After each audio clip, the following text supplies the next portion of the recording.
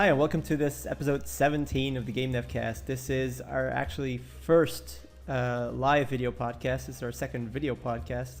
Last week we did another one. If you haven't seen it, go check the website. Today we're joined by Wiktor Öhman, Matthew White, and Benjamin Leary. Hi, guys. Hello. Right. So Hi. Benjamin is a 3D artist, right? Yeah. So tell us I'm a about general yourself. artist. You're a general artist, so tell us a bit about yourself. What do you do for a living? I'm a general artist for Gunstruction, which is a firearm building web application out of N-Space here in Orlando, Florida. All right. So Matthew, what do you do? I'm an artist, mostly character stuff. A company called Vimy in Edinburgh, Scotland. We're a PlayStation Home developer. All right. So I'm Mattias. I will be the host of the podcast series. I'm a technical artist, and I'm currently working in Bruges. So Wiktor? Hello. Oh yeah, who I am. I'm not sure what you call me, like a presentational artist at Quixel, who make Endo 2 and Dido, which are like texture toolkits for Photoshop. All right. So for those of you who haven't checked out Dido, Endo, or Endo 2, they're amazing tools. I've worked with them myself, and they really improve the workflow for any kind of texturing, any kind of next-gen workflow for 3D artists.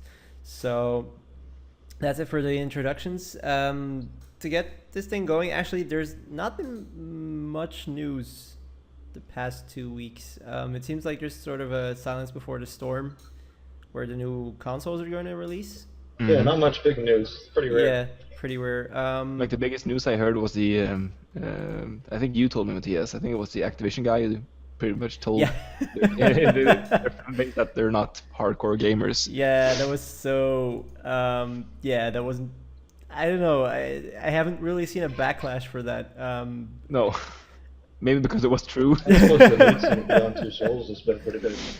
Yeah, indeed. But yeah, so basically what happened is the Activision, I think it was the CEO or Infinity Ward maybe. Yeah, I actually don't know, so I don't want to say anything. Yeah. So I just know someone did it. yes, one of the people at Call of Duty basically said, our gamers, or the people who play our games and only our games, are not by definition hardcore gamers, since they only play one game.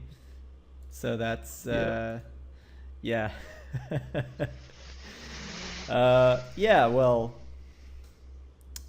So not much news. There's actually not a lot of things that we can talk about. I have been trying to find some good things to talk about, and I've put some of the things in the list for this podcast. I've been playing Stanley Parable. Yeah. Has anyone played it? Yep. Very cool. Yes. So It was kind of spoiled for me though, because it's pretty much the same game as the mod yes. that was released a couple of years ago, but it's still a really cool game, very unique. Yeah. Funny. Well, I actually found it, like, the most interesting part about it is, at least I found, is that it really messes with your concept of choice, really, and that's basically what the entire game is about. It's about the concept of choice and how you react to a game sort of enticing you to go one way, and then how the game reacts to you going the other way. Because in the Stanley Parable, there's an option for everything, pretty much. Yeah. So and I like that a lot.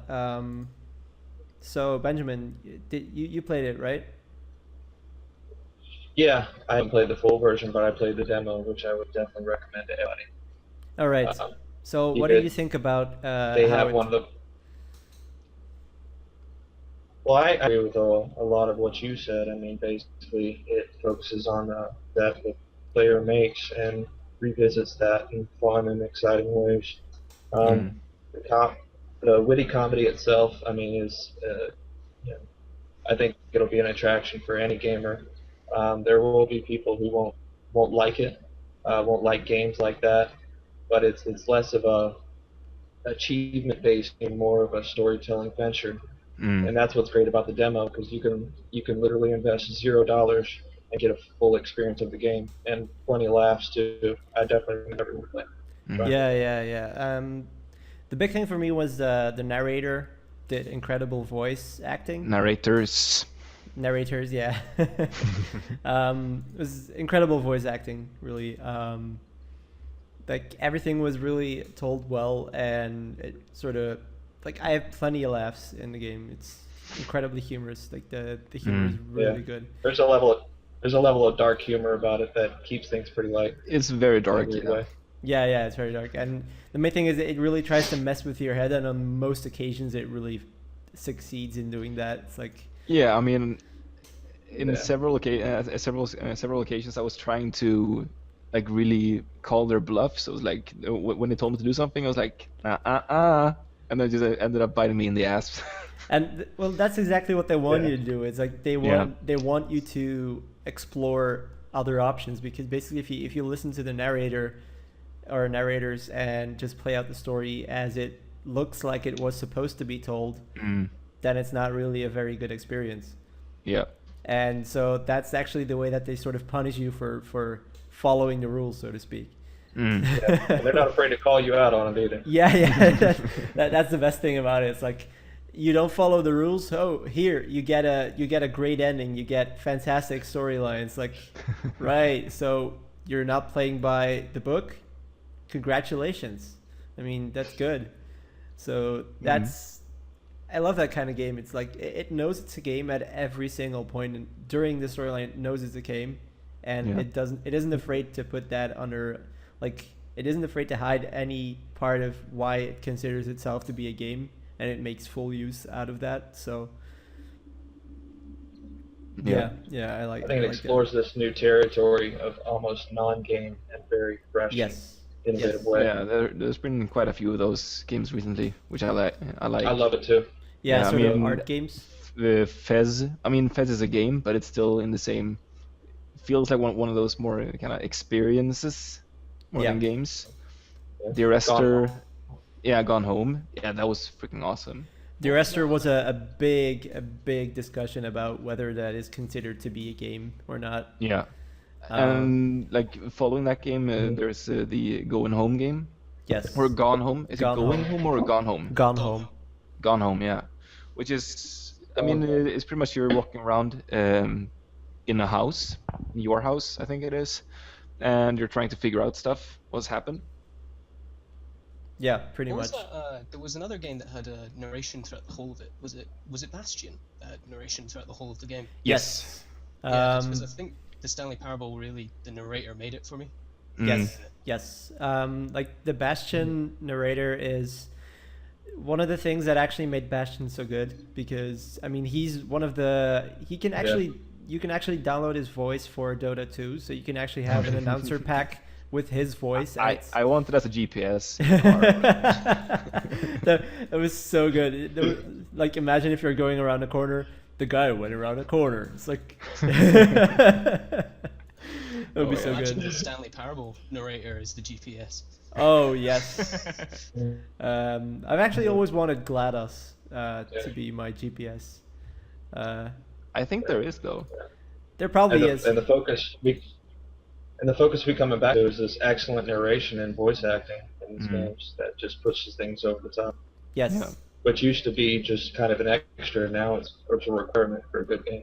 Yes. Yes, it's true. Voice acting really has come a long way, actually, to be honest, because I mean we used to have all these. It used to be overlooked, but I think we've come to a point where it's one of the areas it's always been important in movies. Yes. And I think the main problem there has been that movies are linear, whereas games usually aren't. And getting a narrator into a game is difficult if it's not linear. And I think that's what we're kind of exploring now, changing it depending on your choices and stuff like that. Yes. And it's a lot of work. I mean, you have to think of every single possible scenario. And that's the one Stanley of the Parable things. is simple like that because maybe there are a couple variables, like if you took a left, right, instead of right, left, whatever. Yes. But I mean, in games like Fable, it would be pretty much impossible. Where like if you choose to kill your best friend or whatever, and then kill a whole bandit camp, then they have to take into account that you both killed your friend and the bandit camp instead of just your friend or just a bandit camp. There's so many variables. Yeah, I mean, I think that would be a huge project. yeah, games of the size of Fable or Skyrim, for that matter, like if you would go into any Elder Scrolls game, any RPG, any open world game at all, even I mean, even Fable, like Fable is not entirely open world as such. So I mean, even a game, yeah, it's sort of open areas, true, and even a game like that, it's such a huge scale that narrating that entire thing is impossible without really directing the player in a. That's why games like Stanley Parable are so rewarding. I mean, because these narrators tend to speak directly to you based on your decisions, and as a player, I believe that has this whole new feeling of achievement. It's not based on a little icon that pops up in the corner. Yeah, you really feel. And it's just like people seem to like the whole thing where you are being narrated. There was this movie called Stranger Than Fiction. Yes. Which is about a guy who's starting to hear a voice inside his head that's narrating his entire life. It's just... and that really reminds me of Stanley Parable. Well, actually, one of the main things that I think makes Stanley Parable so good is that you really have an impact on the world, because the world was made entirely to enable you to have an impact. And that is something. Yes. Stanley's his pawn, basically. Yes. And then his pawn starts defying him. He gets annoyed, which is probably one of the most enjoyable parts of that game. The scenarios where the narrator gets agitated at the player and tries to reason with them to go back to where they're meant to be. Yeah, and I mean, there's a point where he actually starts begging for them. Please listen to me. I'm trying to. Let me prove to you that I can be good to you. It's like, what? He actually made me kill myself in the game. Well, there's a couple points where and that's just begging you not to kill yourself. I don't know if that's the one you're talking about, but yes, I think so. Yeah, it's like please kill yourself or something. It's like the one I'm thinking of, he's begging you not to because you found a happy place. Oh, yeah, that one's so good. Like, you kill yourself. Stay in that happy place for yeah. Because I mean, there's another one which has been talked about recently, but I won't spoil it. But it's like if you play something for 4 hours, something happens. Oh, that one, yeah. I know which one it is, but I refuse to do that. It's like I don't want to waste that much time on it. Yeah, me too. I watched it, but I mean, I can't bring myself to do that. It's like, nope. There's so many points at which it can go wrong so easily, because there's a lot of times that guy that actually did it, I mean, so many times where he almost misses it. It's like, imagine 3 hours and 59 minutes in and you miss the button, and it's like, no. Well, it's like when he says, I imagine you're not just running a program to keep pressing the left click, and then he throws a second thing in there, so you have to move over to something. It's like, so you so do good. have to sit it's there like, for 4 hours. They actually made it so you can actually play for 4 hours, and then there's like every 15 minutes he says something different. So they actually made the game so it's possible to actually play that sequence for 4 hours. Wow. That's more than... These little what ifs makes you think about the decisions that you're making and the impact that they're going to have throughout the game. Yes. And they really added every single what if they could think of, and even more. I mean, it's there's a lot of things that I didn't think of, to be honest. Like, there were things that not every what if, not every scenario is as obvious as an open door in that game. Pretty much every single action you can take, right down to jumping off platforms or maybe trying to jump over a box that kind of looks like it's supposed to be in the way. Every single scenario they did think of, and every single thing that they actually made to feel fulfilling. And that's, I mean, from a game development point of view, that's incredible. It's actually a new breed of fulfillment, if you ask me, because they're telling you something and you're bucking the system and you're saying, no, I want to do this, and then that starts to happen. Yes. And these other sets of consequences come and greet you, and the narrator's still talking to you, and you didn't do anything wrong. You know, you're just still playing your version of the game. Yes, exactly, and it's just good. I mean, that level of completion, that level of content, like the amount of content that is in there to fill the amount of game space that is in there is one of the highest I've ever seen. Like, there's very little game space, but there's a huge amount of content in there. It's really dense. Yes. That's really, I mean, from Which a game touches back on something I haven't heard any. Yeah. Yeah, which touches back on something I haven't heard much discussion about, and that's the price, which is extremely affordable and a very good price for the game. Yes, I think I bought it at full price. I bought the full version. I think it was 15 or something. I don't know. I think it's 12.99 or 9.99 euros. Yeah, something like that. It's like, Oh, really? you don't get that amount of satisfaction from any game at that price point. Yeah. Or very close, at least. So it's, I mean, if you haven't And bought that it, was the problem I had with Gone Home. It was a similar game. I believe that game was $30. full Really? price. And that changed the experience completely for me. Yeah, and that game is like, what is it, 1 hour, 15 minutes? wow. Something like that. Like, I mean, 1-2 hours. and that's pretty much if you do all there is, like read everything and Wow, that's yeah. maybe Yeah, a it's little... 14.99. That's pounds right now. And that's what put me off about it, because I'd heard it was only about an hour.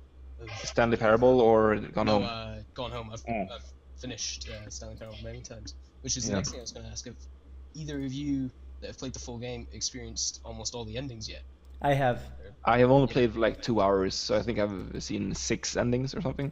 I have seen, I think about 13 endings. Yeah, I think I'm about the same. Yeah. So there's actually a list on the internet, and I went and see which which ones I didn't get yet. So I kept playing until I had all the endings on that list. Unless there are more, unless there are more than 13, then I've played everyone. So yeah, possible. one of the endings is impossible to do, actually. I'm generally against sort of spoiling the experience for myself by looking up how to get past the level. I do spoil a lot of experiences for myself by looking at a lot of trailers, which Tanner actually said in the last episode, which is true. I admit. Sometimes I can't control my curiosity, but for this one, that ending, I would never have found it had I not looked at the list. And it's not simply something in the game. It's not simply something you can do if you click on every single object in the game in every single possible route. It's just not there. So I think I know the one you're talking about. yes. Yeah, I went and looked. So did you see the map, perhaps? Yes. It was like game start, and then it tells you where to go. Yeah, I was looking at that just now, and there's one on there that I don't know how you would figure it out without looking at that map. Yes. I don't know. Pretty much. So that actually, I mean, the amount of thought that must have gone into that game is incredible. So I mean, granted, it's how old is the Stanley Parable actually? Because since it's a remake, I imagine that. I think it's maybe 2-3 years or something. I thought it was more like 4 or something. Oh.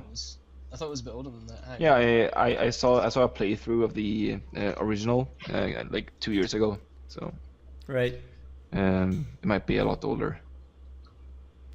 And it looks freaking awesome as well. Yes. It's Really beautiful. I think it's a refitted version of the Source engine. Yeah, it is. You actually really notice why it's in the Source engine at some points, because like the lights, like the lights on the ceilings, they have these very distinct glows around them. Like they have a very distinct look that you really recognize from Portal. So the first thing that makes me realize that the game is in Source engine is physics, mostly. No, the mouse movement. Oh. Every single Source game feels weird for me. Yeah, it's like super twitchy, like super fast. Oh yeah, it's like kind of hard to explain. It's like sort of like they don't have delay or something like that. Yeah, no, it's just so instant. Yes. It feels very unnatural. Yeah, I think once you get past that like first 100 hours in Counter-Strike Source, you get over it. Pretty much. But it's I mean yeah, it's just a matter of taste. It's just something that always strikes me. Yeah, I mean, yeah, they do have a very distinct feel, Mm. Source games. So, actually, it's actually very interesting. It seems like Source engine is uniquely fitted to making these kinds of games for some reason, since it's a notoriously hard engine to work with. Mm. And for some reason, all of these really well-made games always are built on the Source engine. It's like, Mm. is I think there? it's because it's quite well established. There's a lot of documentation out there, I guess. Yes, it's true. And so I think it's a bit easy. I mean, I guess the modern equivalent would be something like Unity, like I said. Yeah. Yeah, with the big difference being that Unity is a lot easier to work with. But yeah, to be you've got a point there, and also Source can probably run on, well, a toaster and a monitor probably. Yeah. It's like pretty much. So It's very versatile. one of those TI 83s you had in in high school. It's like yeah, graphical calculator. It's Yeah. yep. So kind of taking that beyond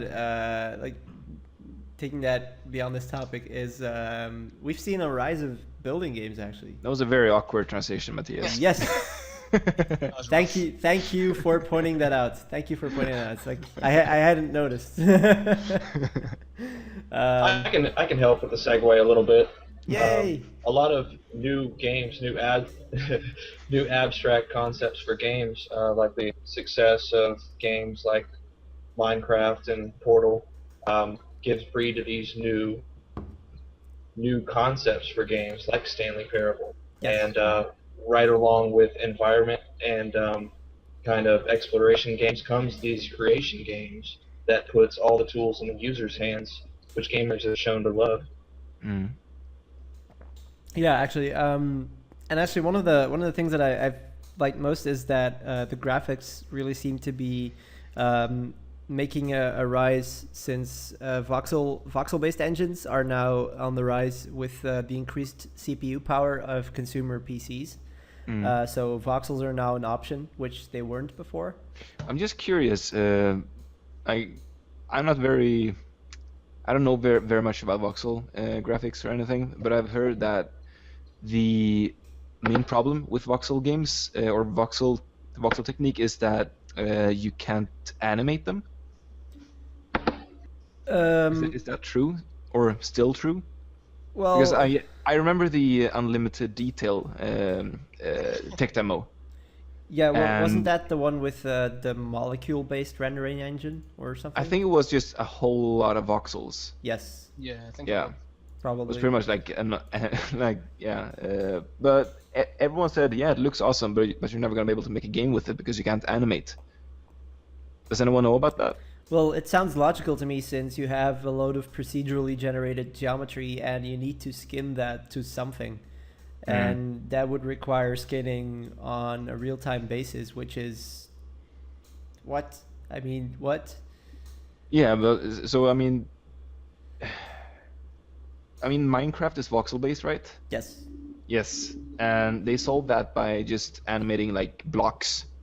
Yes. Like they're not bending or anything. It's just Yeah. So they basically primitives. don't skin anything. The block itself is its own bone or something. Mm. So they just animate the entire element, which is possible. Yeah. So I'm just curious. Would it be possible to combine voxels with polygons? Well, So the stuff that needs to be animated or skinned, you just make polygon. that is what I was about Polygonal. to ask, because there's is it EverQuest Next? Hmm. That's using voxels, but I'm not Oh sure. yeah. I don't know if it's just terrain or if it's the characters and everything else that's using. Yeah. Got some new. I don't really know much. I'm really curious about working with voxels. I've never used an engine which is based on it, and I've never heard anyone talk about it that has used it. So like the whole workflow is just out of. I have no idea how to work with it. Like how do you make an asset in voxels? I don't Well, get it. something interesting might actually be, since voxels are procedural, it might actually be an option to make a static mesh that is animated and then convert that to voxels inside of the engine, which makes it destructible. Which I actually think EverQuest Next is doing to some extent. Okay. Yes. Doesn't seem like anyone here has a very good grasp on No. voxels. It's So we're the ones to talk about it. yeah. It's one of those Well, yeah, about technologies. the whole building games, you're completely right. We have StarMade, we have Cube World, we have Minecraft, we have Space Engineers. Space we have- Engineers, yeah. Yeah, we have 7 Days to Die. Yes. And so yeah, we have it seems like people are enjoying those, and it's like you said, Ben. It seems like people really enjoy games where you're given tools, and you make your own story. And I think Minecraft is doing a real good job there, allowing you to. I mean, you can do whatever the hell you want. You can just run around collecting apples if you want, but you can also go kill the Ender Dragon Yes. or a Nether Dragon. I don't remember what it is. Yeah, Ender Dragon. Nender Dragon, I'm No. gonna call it. And whenever you use these tools in the player's hands, you're allowing them to create, share, and crowdsource these innovative design while Yes. marketing your concepts. Yes. Which is Because every new idea they have is given birth through yours. yes, and that's So it's actually this exactly weird what new marketing tool. Yeah, that's exactly what EverQuest Next is going to do. They're going to allow the world editor to be used to create in-game content that can be rated and approved into the actual game. So you can, I think you can download content locally, sort of like the Steam Workshop and like Skyrim with mods, but other people won't be able to see those We're parts. gonna of have it or so something. many penises. Um, Whenever you allow a player to make something of his own, you're gonna see a penis. Yeah, I think there's a rule with a name out there. Rule 34. I mean, Yeah. it's called what is it? Yeah. Either penises or swastikas. That's the two things you're always gonna see. Yes. Exactly. I mean, always with building games. Yeah. But in EverQuest Next, you can apparently make your own cities and towns and stuff. That's really cool. They're entirely destructible. So the thing is, since it's they market it as a truly dynamic world where a certain kind of monster will not always spawn in the same place. For example, if you have a forest where there are orcs or something, and you decide to chop the forest down and build a city there, if you successfully eradicate the orcs, they will migrate away, and they will start moving towards another spot. And Is this something that's been properly shown, or is it something that's been talked about? Because yes. it seems way weird, specific? like being able to clear a forest and build your own town. Well, for the clearing forest I like it. thing, yeah. Yeah, I mean, if it's true, Well, the clearing, mean- I'm not entirely clear on the forest thing, but I do know that you can, I do know, and this is something that I read in a magazine, a game magazine, that you can start your own city, and that city, while in development, can be attacked by monsters, and if you defend it, then that city will be there, but it can still be taken down by those monsters. But it will also make sure that those monsters are not spawning in that location anymore. So because they're not there anymore, so to speak. So that would happen in a game like World of Warcraft, where you have certain spawn areas where certain specific types of monsters spawn. That part isn't very impressive, because it's just a matter of like proximity to an enemy spawn point. Well, yeah, technically Yeah. it may not be very impressive, So but just it's making an enemy spawn point a home base instead. yes, yes, So I mean, pretty but much. the whole thing about building your own town, it sounds really alien. Yes. It actually, I mean, kind of goes back to all of these building games things. Is it seems like AAA games are now looking into how they can actually integrate that building concept into the big games where millions of players at the same time will be able to do that. Yeah. Yeah, and I think that that popularity is going to be a double-edged sword. You're going to have a lot of winners and unfortunately a lot of losers too. Yeah, there's gonna be implementations that don't work well, as is always the case, but for me, it's gonna be interesting to see what the next gen engines actually do with that, because there's so much power in the next generation of game engines, next generation of gaming hardware, that we haven't really, I feel like we haven't really. I mean, it's for sure that we haven't really seen the extent of what the next generation consoles or next generation hardware is going to be able to offer us. Since if you look at what is possible with the PS3 even now, like at the end of the generation, there are things being done with that console that would never been thought possible 8 years ago. And the same is going to be true for the PS4 and whatever CPUs or GPUs are going to come out for PCs as well. So it's going to be interesting to see what all of that power actually offers to creative games where you have dynamic creation of content. Yep. Wasn't there already an MMO that allowed players to establish property and own things? I mean, there is a game that I worked on called Mortal Online, but that was pretty much just like the whole terrain or the entire world has pre-made like preset locations where you can place your buildings, and then you can like add like augment the house with different upgrades and stuff, making it bigger and taller and stuff like that. But it wasn't dynamic in the way that Mattias is talking about with EverQuest. It was just like, okay, there are 10 slots here, you can choose one slot, and yeah, there you go. Right. So you weren't able to rotate it, you weren't able to like just build whatever you wanted. Yeah. Oh, right. So, yeah, actually, I really want to talk about the Starship Engineer or Space Engineers. Space Engineers. Yes. It makes me think of Star Made a lot. Yes. Which is freaking awesome. We played for like 20 hours or something. It was just crazy. Actually, I think you played a lot more since Yes. it's like I think you were on a holiday while we actually started playing it, but I was working, so Yes. like because our holidays weren't at the same time. So Yeah. I mean, you were playing entire days at that time. Yes. Man, my ship was so big. Okay, so for those of you who haven't played it, StarMade is imagine Minecraft in space. Yes. Where like you start, I think, on a no, you don't start on a planet, but Yeah. you can actually walk around on a planet, and that looks pretty much identical to Minecraft. But if you look up, you're gonna see planets and stuff in the atmosphere, and there's nothing preventing you from actually going into space and going into another planet or burning up in the sun. And once you are in space, you can fly around to space stations, like shops.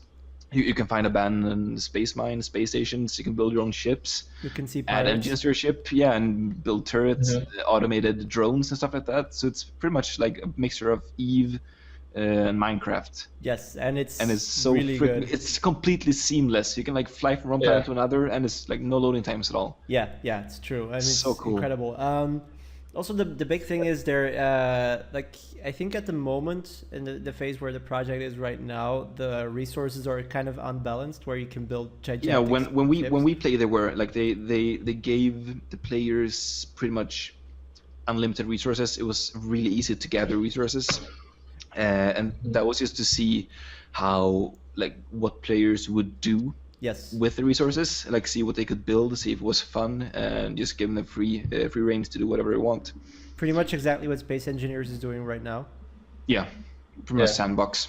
So yeah, and Space Engineers is pretty much the same as StarMade, from what I can gather, except that it just looks way more awesome, and it's got a really cool physics engine, meaning that you can actually have, if you have two big spaceships and one rams the other, the spaceships actually bend and creak and get destroyed and split in half. Yeah, and so stuff. the individual parts are actually physics based. So Yes. everything is like, if something is made out of steel, or like there are different kinds of armor and structural integrity, and if everything is physics based, so if you slam two ships together, then they actually deform like they would. Yes.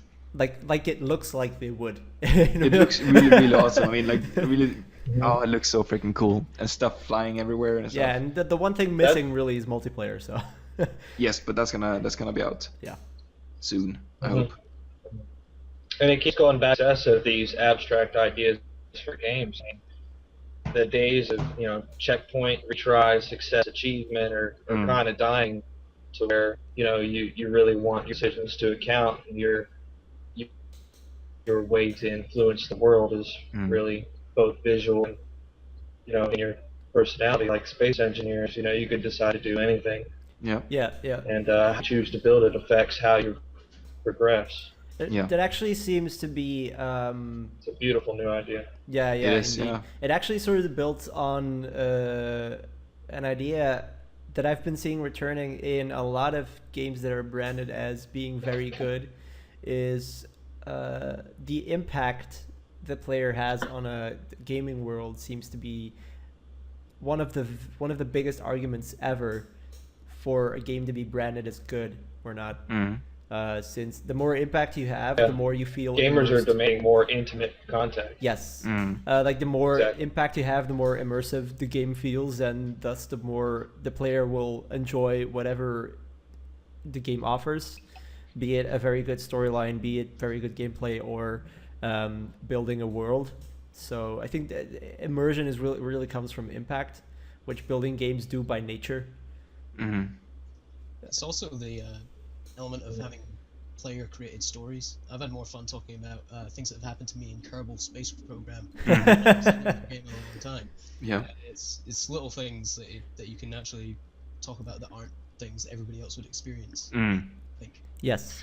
But like you also have to remember that I don't think it would be a lot of fun I or think good for gamers, games if all games were like that. No. Like we need games that actually tell you a story, and we need games where you get to tell a story. Yes. We need both. Both sides. It's still a storytelling medium to some extent. So Yeah. I think that sort of divides But into this competition breeds this wonderful innovation that I think everybody benefits from.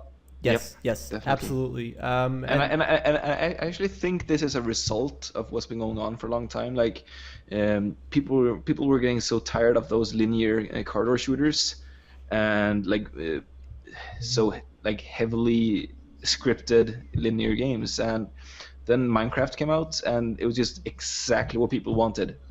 Everyone wanted those kind of games, and I think that's why we're seeing so many of those games Yes. right now.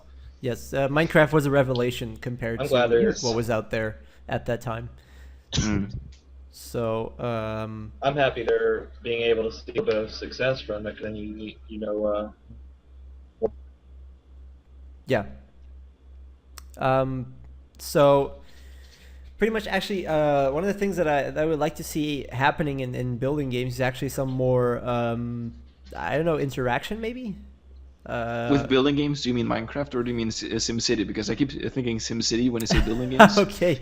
Well, sort of world building games, I would say. So Minecraft-like games, which is probably how the genre is going to go down into history. Yes. Yeah, Minecraft clone is what everyone's saying. Minecraft clone. There are more building games that do have a focus on interaction, like Skylanders and Disney Infinity.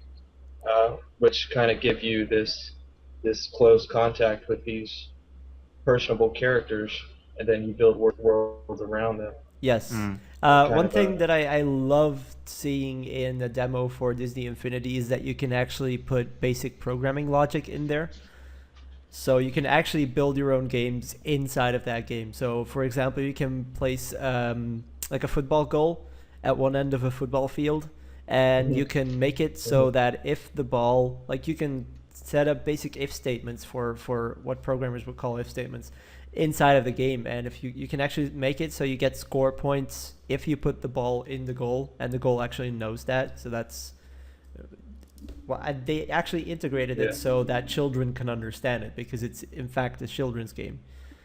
So and you can do more things, more mature themes than just football games. I believe Brian Reno created a Gears of War Horde mode. Yeah. Which was incredibly. I mean, this is Disney Infinity we're talking about. That's and it seems to be a huge project. Like, the more I hear about it, the more I'm like, holy crap! They- It's like, They even have like action figures to go along with it. As yeah, well. yeah. Mhm. It's like, Figurines and stuff. Yeah, and that goes back to being, intimate with the characters themselves, because then you actually have something physical in front of you that you're playing with. well, the big that thing you about can put right in the Disney, game. the big thing about Disney there is that they have all the licenses. Like, they can use every single beloved character in every single Disney movie Mhm. ever.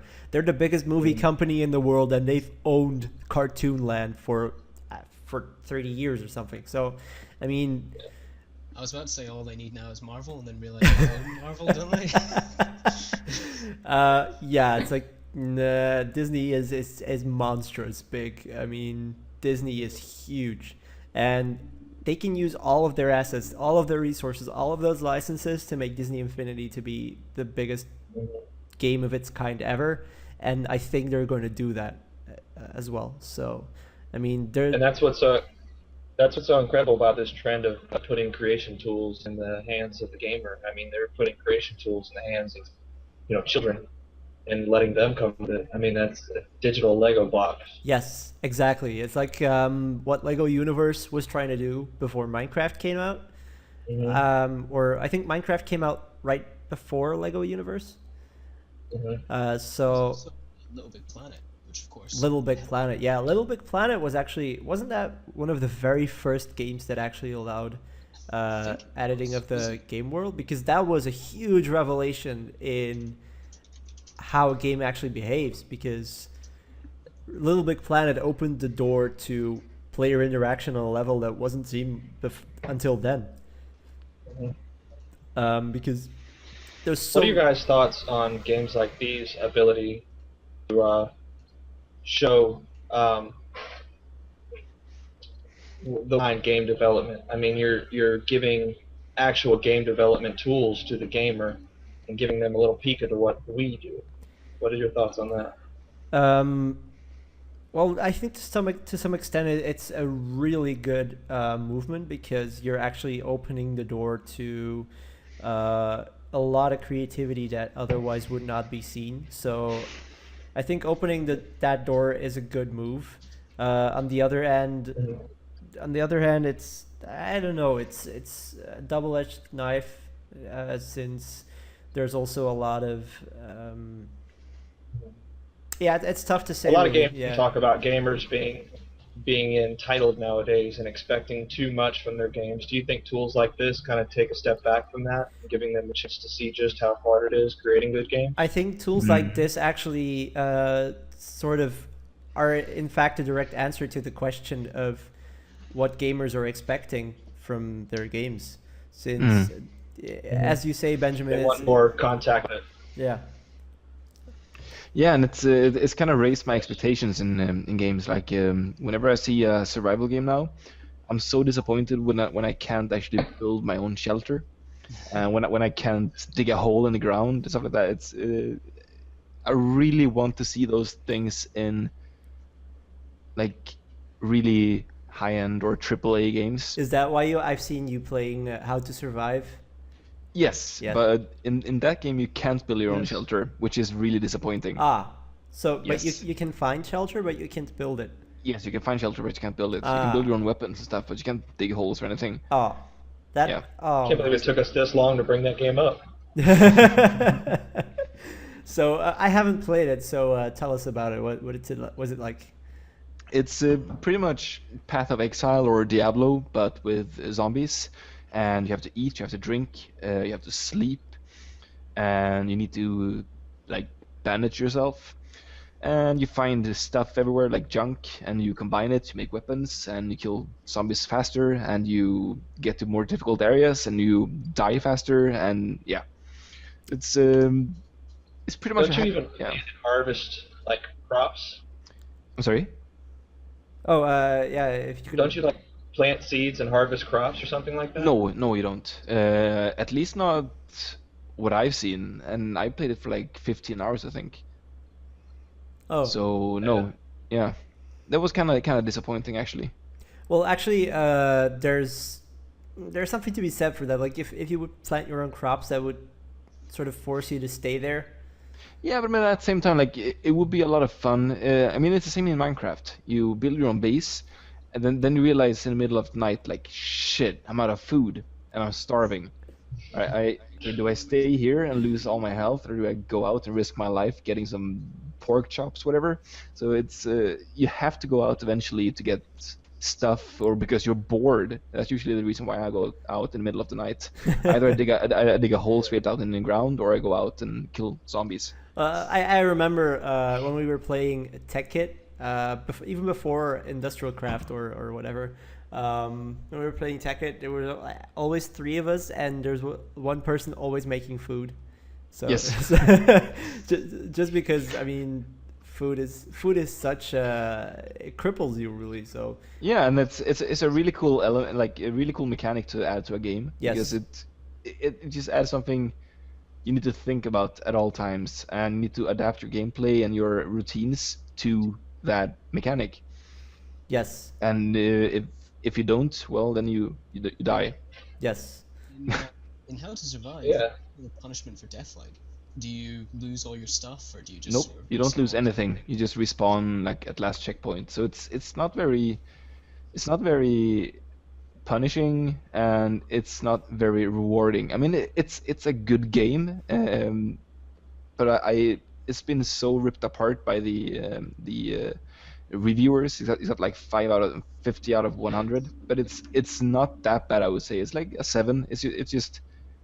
It's a lot of fun, especially when you play co-op. Alright. Me and my girlfriend playing it, and as I said, I think we played for 12, 15 hours, and I'm having a lot of fun. Like you can take a couple, like if you find a couple of glasses and a pipe, you can like combine those, make a scope, and you can attach that to your like hydraulic machine gun. It's just a lot of experimentation. That's You can build stuff like boomerangs and add flint spikes to your boomerang. Wow, that's actually technically that's really impressive. Yes. Yeah, that sounds pretty cool. So yeah, I really recommend yeah, it, this- even though it got a bad score. The way these exploration and survival and even creation games handle the design implement of death is always going to be interesting and have a big impact on how the game is viewed overall.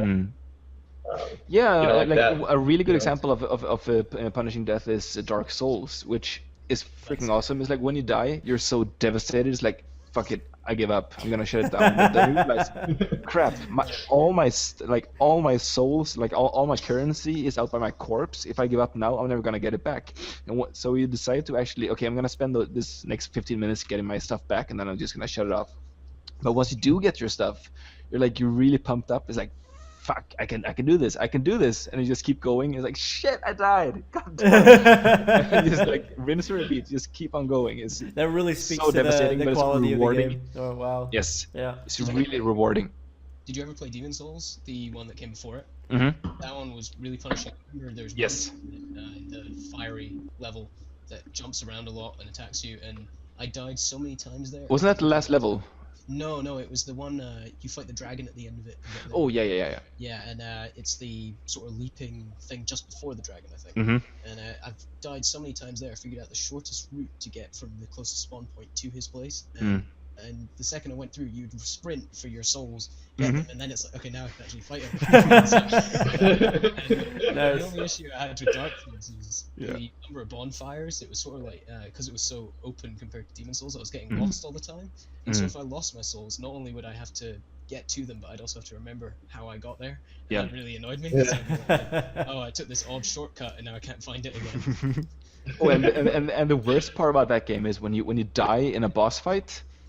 It's like to reach a boss fight, you have to step through like white fog, like pass through the light, whatever. And once you do, you're stuck in the boss room or boss arena, and that means like okay, so I can go in there and I can get my souls, Right. but then I have to fight him. So they basically they offer a big enough carrot to then force they you really into the motivate you situation. to- Yeah. Yeah, because you really don't want those previous 4 hours to be a waste. Yes. That's like personal achievement I've had in the game. I think when you beat the boss that's killed you 20 1,000 times. Yeah, I mean, I think I've never had a high, like a bigger, bigger high from a game than I've had in Dark Souls when I beat the game, or beat the boss. Wow. It's so rewarding. Like your hands are shaking, like all sweaty. It's like shit, I did it. Nice. Yeah. And see, it's interesting because listening to you guys talk about the inverse relations of actually punishment in the game, it makes everything so exciting. It's so interesting that these punishments were designed in such a way to create these memorable experiences. You know what I mean? Yeah. I mean, they punish you to such an extent that when you finally achieve victory, it's like, oh my god, I did it. It's like, it's like an actual real life achievement. And it's done in such a way where, where you're recording your pathing to go through to recollect your souls and everything like that. It creates a design implement within design. Yep. Fun stuff. Yeah. And so much innovation. Yeah, and that's not really a new game. So also, so they really did that they did that really well in a time where games were pretty much still go down this corridor and do that or something. So yeah, it's actually really interesting to see some games do that really well. Before every other game actually kind of figured it out. So it's always these ones, always that one team that kind of springs ahead of everything, so to speak. So. And that's what goes back to the Stanley Parable. Is it kind of plays with that. Yes. Teases you here and there and leads you down leads you with the carrot down the wrong path. Yeah, that's actually kind of reminds me of The Path. If any of you have heard of that. Oh yeah. It's from a Belgian developer. That was scary as hell. Yes. So it's from a Belgian developer. I think it's from Tale of Tales. And they actually made the Endless Forest, which is a game where you run around as a deer in a forest. That's it. That's pretty much it. That's it. You're a deer, you're in a forest, right? So the path is your Red Riding Hood. And the game tells you to follow the path to Grandma's house, and you get there after 12 minutes or something. But you never do actually follow the path. You always find something interesting in the forest next to the path. And they actually say, like, this is sort of reminiscent of the Stanley Parable, is they actually say game over when you get to the Grandma's house. So they actually tell you you did something wrong by listening to us. They actually tell you that. So that's Oh, and doing a nice segue here, we actually have a Swedish game where you are playing I think it's a badger in the woods. What? I think it's called Shelter. Yeah, Shelter. So basically, you're supposed to, like, I don't think it's a badger, but it's some sort of small animal with a tail. A rodent? I just put Shelter and game into Google, and the next thing was Shelter Game Badger, so I'm pretty sure. Okay, it's a badger. Right. Yeah. So basically, you're from what I've understood, you are like a badger mom, and you have your small kids, and you're supposed to lead them from danger to from shelter to shelter without getting your kids killed by a predator. Predator, yeah, like birds and stuff. I haven't played it, but it seems pretty cool. I've seen some quick let's plays of it, and it's really beautiful. Oh, right. So there seems to be a market for a lot of different games. I mean, you see Farm Simulator and Truck Driver Simulator. I think these games getting an amazing success. Yeah, and I think that's very, very much to thank. We have the Let's Play channels to thank for that. Yes, absolutely. There's a lot of Let's Play channels out there, and they have a very big audience. And I actually think I watch more Let's Plays than I actually play games. Yeah, that's, seriously. Yeah, actually, I can also claim to watch a huge amount of Let's Plays, and yeah, I mean, whenever I have instead of when I'm gonna play a game, I have to make sure that I have at least an hour or 2 hours free to play a game. Whereas if I have 50 minutes over, I go to YouTube and just check out Let's Play one episode. Yes. Mm-hmm. It's like playing an actual game you really reserve like 3 hours or 4 hours. Like it's Yes. your entire evening is gone, and you And know that. you're completely blocked off. Like you turn off Skype, you turn off your Yes, like you're everything's just gone. in the game. Yeah, Yeah. everything is gone. Yeah. So and like It's a completely new pastime, and you throw in games that you had no intention of playing, like games that you weren't interested, but you still want to see some of. Yeah. And it's such a good advertisement because like they always seems to have such a good time playing them. Nintendo listening to this. Oh yeah, Nintendo. Right. And that actually like okay, so we're kind of far into the podcast and it's not very long left, but one thing that I'm really looking forward to seeing in the next generation is the ability, at least in PlayStation 4, to stream and upload. Yeah, that's going to be a lot of help to Let's Players out there. Oh, yes.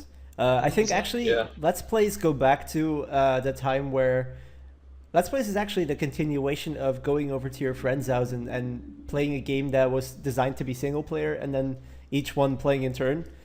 Yes. Only you never get to play. It actually is older than YouTube because I've found some like old websites where you can they weren't streamed videos. Like you had to download the videos, right click, save as, and then you watch them. So it's a pretty old form of entertainment. Yes, that's exactly like some of our neighborhood friends who never wanted to pass a controller.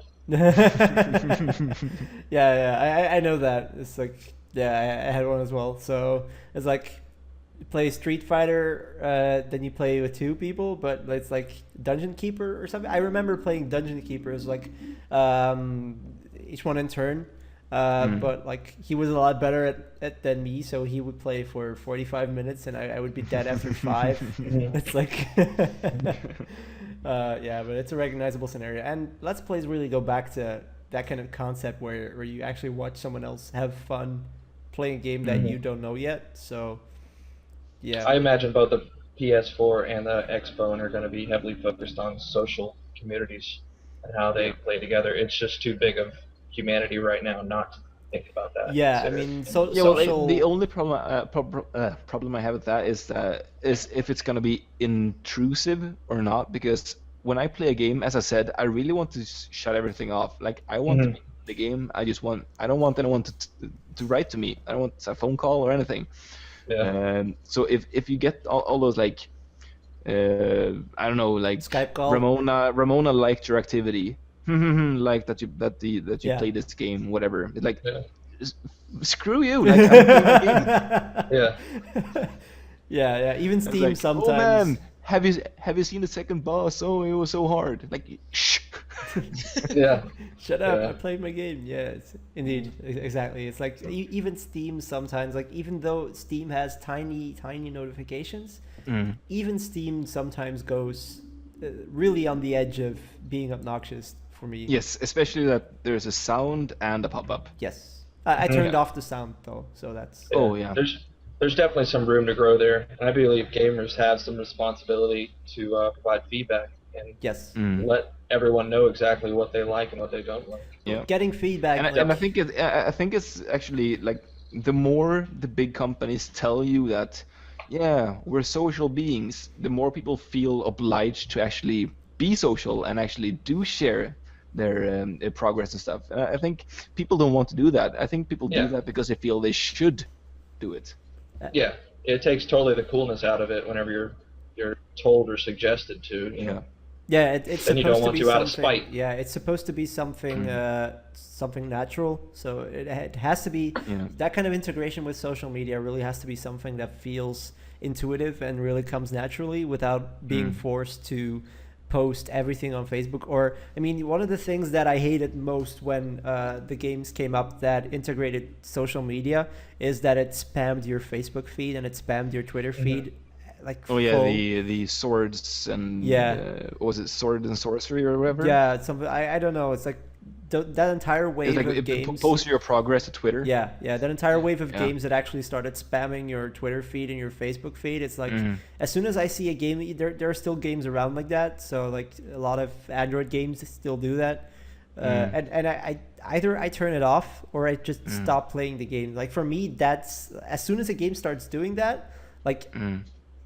they turn it on by Yeah. default, and as soon as my Facebook feed, if I see it spammed, then I throw away the game. Seriously, it's Yeah. Yeah. And That's a very good I thing. I You make actually me look like a barely jackass. ever allow I barely ever allow an app to access information anymore, or access like whenever it says like, okay, you want to access my friends list, it wants to access my birth date, it wants to access where like my travel locations, it wants to access my like be able to post on my wall. It's like nope. Did any of you play The Last of Us and its multiplayer? yes. No. No, not in the multiplayer, but Not the in the multiplayer. single player. I've been playing it finally. I have a PS3. Yay! Nice. The multiplayer actually has Facebook integration, but what's interesting about it is when it tells you, do you want to opt into this, it doesn't. It says specifically, we'll never post on your timeline or nobody will see any activity from it. And what it does is in the multiplayer you have a camp of survivors. All it basically does is it replaces the survivors with people on your friends list. So, Jeremy has died of dysentery. Jeremy or something like that, and it will Awesome. Tom is helping build a watchtower. It's just sort of a little thing that Yeah. adds to the experience that See, that's it's not that. impacting anyone else. Yeah, see, that's a magnificent way to do it, and that would probably make you want to share that kind of stuff. Yes, on social Yes. media. absolutely. There was one game that I saw on Android that I've played for a while that did it really, really well. Is Zombie Town or something. It was a while back that I played it, but they integrated social media really well because they limited it to such an amount that you only start posting when it actually really counts. And that's like you only want to post. Only time you ever want to post something is if it really, really counts. Like if it's an actual achievement, then you want to post it, and they did that really well. So I really forgot the name, but that's one of the that's sort of the line where I draw the border on what is worth being posted and what is not. Yep. Yeah. So actually, PlayStation trophies do that well. Yeah, the I noticed they actually post like all your achievements from like last week in a bulk. Oh, Like Victor earned 25 trophies. Like whoa. that's actually not a bad. That's actually not a bad integration. No, I mean, like a single I post don't mind, but and- it's Yeah. yeah. It's actually pretty good. Yeah, as long as it's fucking actually weak. It's just a very, very stark reminder of how much you actually play. Yeah. I don't think I ever that. Yeah, it's like if Steam would like do a weekly news announcement. Oh no on- no no no no no no. Have you seen the like total hours played? Ooh, tally? Yes. No. Yes. Nope. That is, I've got friends where it's like the bars are kind of going like that, and then suddenly it's like that on their bar, and you're like, oh my god. Team Fortress 2 was a good one for that. Oh yeah, yeah. For me, it's Dota 2 at the moment. Dota 2 and Skyrim in that order, apparently. I was surprised by Skyrim on some level, not on every level. It's like, yeah, understandable to some extent. Yeah, I have a friend who played like 350 hours or something. I think I'm at Wow. 150 something. I think mine is like on the PC is like 20, on the PS3 is 100. Oh yeah, I'm on PC. For me, it's 150, and then for Dota 2, it's 220. But the most played game, the most played game ever for me is still Guild Wars 1. Like every campaign, every expansion. Mine is World of Warcraft. Yeah, so- Holy shit! I think that was like I think what was it anyone- like 90 days or something? in Holy 2 shit! years? Wow. Yeah. Mine was Final Fantasy VII, I believe it was just north of 100 hours. Wow. Actually, Guild Wars 1 was just short of 800 hours for me. So that's Yeah. yeah. And on that note, I mean, about earlier, you were talking about Let's Play and the ability to be able to have this running camera to be able to save clips of your progress or something that happened, some kind of gameplay experience, would be a great way to innovate and integrate into social media. Yes. Yes. Yeah, Something that hasn't really been- and as far as I know, you can actually like it actually records automatically, and you can like review your recording after you're done playing. Yes. And I think that's really cool Mhm. because a lot of the times when I play, it's like, holy shit, did I manage to do that? Like a really cool recording. It's like, man, I wish I recorded that. Yeah, me too. Yeah. Like Yeah. being able to actually like find those 15 seconds of action that you really like and being able to upload to YouTube, whatever, Yes. it's gonna be you're gonna be able to see so many cool things. Yes, Yeah. that's so good. I imagine. I mean, there's Um, times where combos just right together and you're in the zone. Yeah, It'd be a great thing to see. A good integration of that is actually if you get the option to sort of in the game detects if you're starting to do something good, so it continuously sort of records. Like I can imagine a system where you continuously record the past 30 seconds or something, or maybe the past 2 minutes, something not too much, but just enough to be able to make sure that you have everything, and then.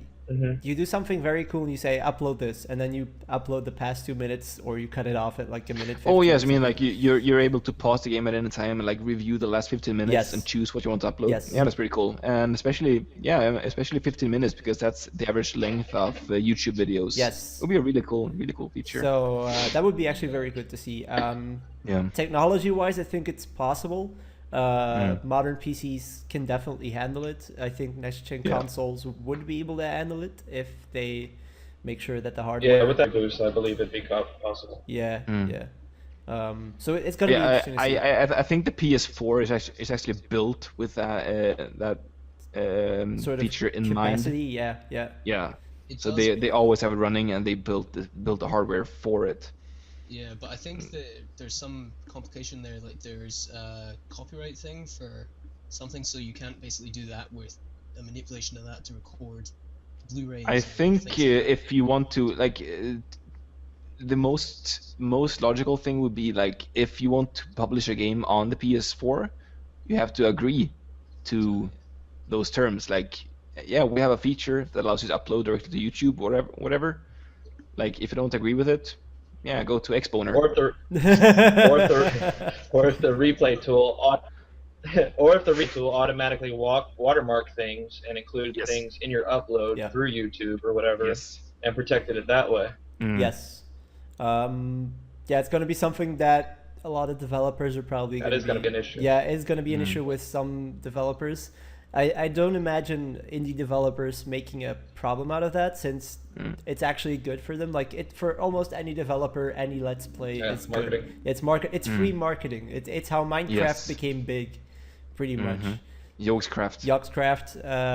All of those Let's Plays. Yogscast. Yogscast, yeah. Yogcraft is actually the mod pack for them. So Their game. Oh yeah. And Yog Ventures is their game. Yog Ventures is their game, and then pretty much anything Yog is theirs. I would like that more than just the abstract concepts and gameplay of Minecraft were being paid attention to, but also their marketing strategy and how they developed into a phenomenon. Those kind of things you have to pay attention to and try to key in. Yeah, indeed. So I think that's actually going to be the end note for our podcast. Is going to be interesting to see what's going to be happening in the next generation with all kinds of screencasts, all kinds of Let's Plays, building tools. Next gen hardware is definitely going to open up some options, and it's going to be interesting to see what developers actually do with that. So on that note, I want to thank everyone for watching. I want to thank all my guests for joining. So Benjamin, Matthew, Victor, thank you very much for joining the podcast. Thank you. And see you all next time. See ya. See ya. So yeah. Take care.